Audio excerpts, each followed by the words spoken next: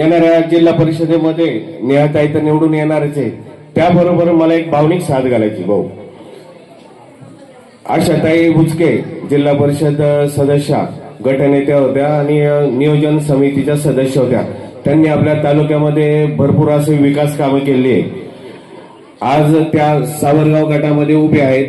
तर कारखान्याचे चेअरमन सत्यशील दादा शेरकर यांनी काल एक भावनिक साथ घातली. त्यामध्ये त्यांनी असं सांगितलं की आशाताईला बिनविरोध निवडून द्यावं.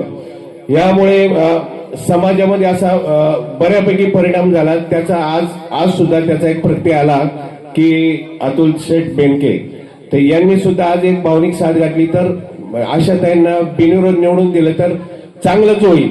म्हणजे मला तुमच्याकडे आता एक अशी भावना व्यक्त करायची आहे.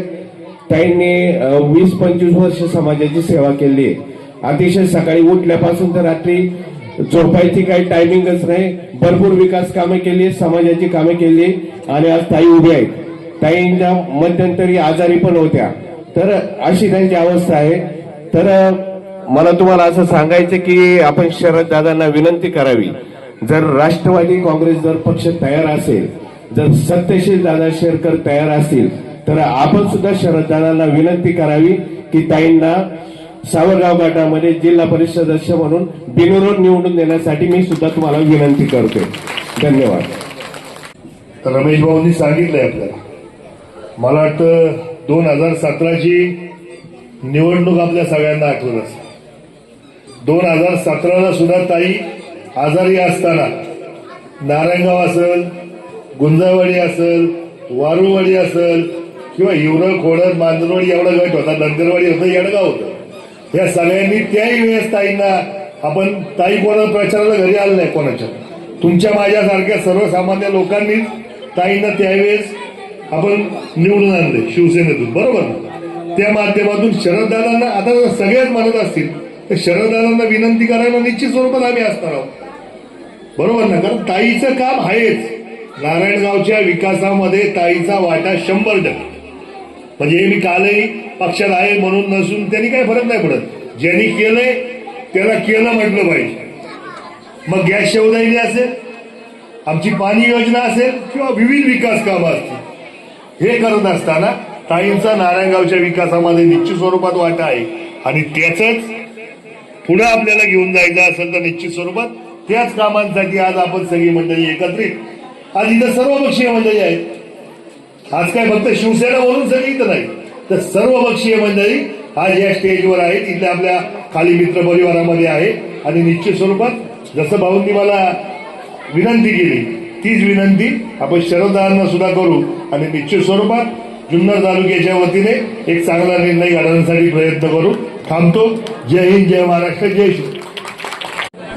आज आपल्या गावामध्ये नेहाताई भाऊ पाटे यांच्या प्रचाराच्या निमित्त आलेले आहेत. तर मी सर्व आलेल्या सर्व पाहुण्यांचं, त्यामध्ये उमेदवार नेहाताई, भाऊ नाना, या सगळ्यांचं मी आपल्या गुंजावाडी गावामध्ये स्वागत करत आहे.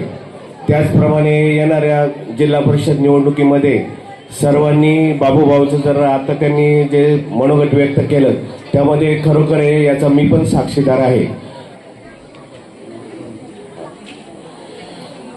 कोरोनाच्या काळामधले त्यांनी जे काही सांगितलं ते खरोखर आहे. भाऊ महिना दीड महिना जवळजवळ घरी झोपायला नव्हते. अजित भाऊ आहेत, अजित भाऊ वाजगे, त्यांचे सर्व जे काही मित्रमंडळ आहे. माझं नारायणगावमध्ये कृषी सेवा केंद्र दुकान होतं. अजित भाऊचं माझं दुकान शेजारी होतं. सर्व रिपोर्ट माझ्याकडे येत होते.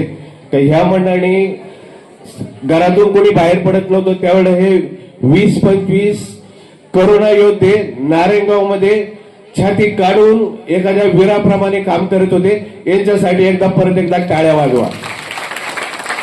त्याचप्रमाणे कोल्हापूरमध्ये, सांगली कोल्हापूरमध्ये जो महापूर आला होता त्यावेळेला नारायणगाव मधून गाड्या भरून सामान गोळा करून पाठवायचं काम नारायणगाव ग्रामपंचायतच्या तिथे गाड्या भरताना मी स्वतः पाहिलेले आहेत. आपल्या गावच्या वतीने त्या ठिकाणी आपण काही तांदूळ वगैरे देण्याचा प्रयत्न केलाय.